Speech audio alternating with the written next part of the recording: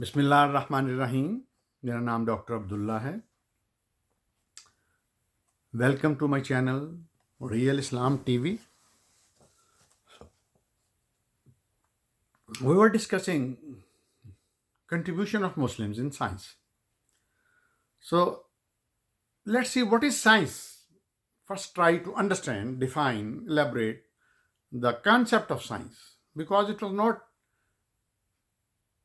before. This concept was not there before. So with advancement, it has come into our knowledge. So let's try to understand what is the science and what the contribution of Muslims is in this science. The Muslims who had wielded the arms with such remarkable success that they had become the masters of a third of the success, that they become the masters of a third of the known world in a short span of 30 years, met with even greater success in the realm of knowledge. So, let me repeat, the Muslims who had wielded the arms with such remarkable success that they had become the masters of a third of the known world in a short span of 30 years, met with even greater success in the realm of the knowledge. But the West has persistently endeavored to underrate the achievements of Islam. Writing in his outspoken book, The Intellectual Development of Europe, John William Draper says, I have to deplore the systematic manner in which the literature of Europe has contrived to put out of sight over scientific obligations to the Muslims. Surely they cannot be much longer hidden injustice founded on religious rancor and national conceit cannot be perpetuated forever. What should the modern astronomy says when remembering the contemporary barbarism of Europe? He finds the Arabs, Abul Hassan, speaking of turbines to the extremities of which ocular and objective diopters, perhaps sides, were attached as used at Maraga. What when he reads of the attempts of Abdur Rahman Sufi at improving the photometry of stars? Are the astronomical tables of Ibn Junas in 1008 called the Hikmat tables or the Ilkhanic tables of Nasiruddin Tusi, constructed at the great observatory just mentioned, Maragas, near Torres, in 1259 AD, or the measurement of the time by pendulum oscillation, and the method of correcting astronomical tables by systematic observations are such things worth less indication of the mental state. The Muslims had left this intellectual impress on Europe as, before the long, Christendom will have to confess he has written it on the heavens, as any one may see who reads the names of the stars on a common celestial globe. So, what is science? So, here we explain what is science. Science has been defined as the ordered knowledge of natural phenomena and the relation between them. Its end in the national interpretation of the facts of existence as disclosed to us by our faculties and senses. The celebrated scientist Sir J. Arthur Thomson considers science to be the well criticized body of empirical knowledge, declaring in the simplest and terrest terms available at the time, which can be observed and experimented with, and summing up uniformity of change in the formulae which are called the laws variable, which are called laws verifiable by all who can use the methods. According to another well-known scientist, Carl Pearson, the hypotheses of science are based on observed facts, which, when confirmed by criticism and experiment, are turned into laws of nature. So, experimental method, how we can check with experimental methods. Observation and experiment are the two sources of scientific knowledge. Aristotle was the father of the Greek science and has made a lasting contribution to physics, astronomy, biology, meteorology, and other sciences. The Greek method of acquiring scientific knowledge was mainly speculative, hence, science as such could make little headway during the time of the Greeks. So, here we are trying to tell that though it was started by Aristotle in the Greeks, but it was just a hypothetical. They never did experimentation. They never did, they put into experiments to confirm it.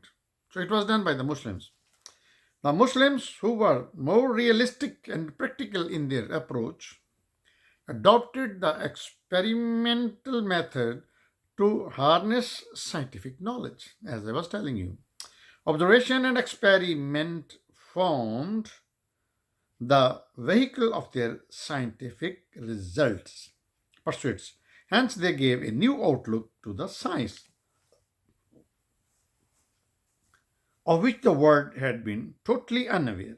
Their achievement in the field of experimental science added a golden chapter to the annals of scientific knowledge and opened a new vista for the growth of modern science. Al Ghazali was the follower of Aristotle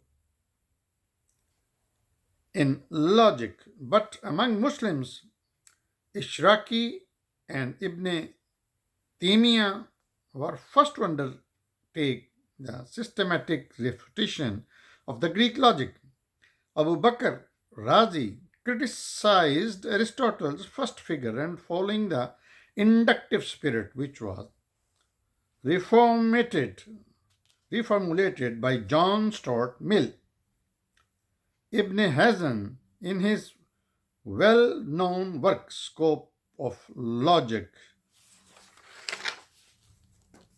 lays stress on sense perception as a source of knowledge, and Ibn Taymiyyah, in his refutation of logic, proves beyond doubt that induction is the only sure form of argument, which ultimately gave birth to the method of observation and experiment.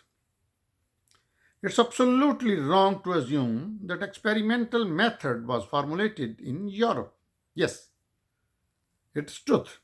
Roger Bacon, who in the West is known as the originator of experimental method in Europe, had himself received the training from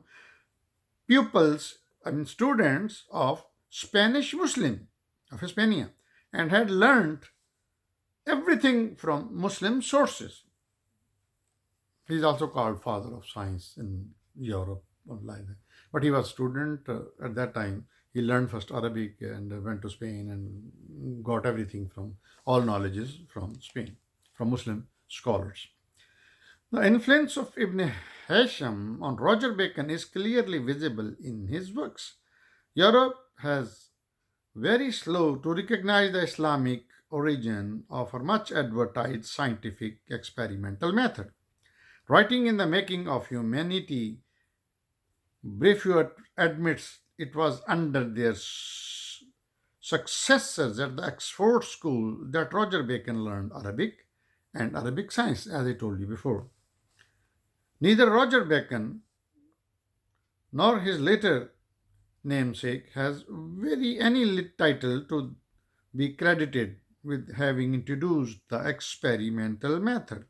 Roger Bacon, with no more than one of the apostles of Muslim science and method to Christian Europe, and he never wearied of declaring that knowledge of Muslim science was for his contemporaries the only way to true knowledge.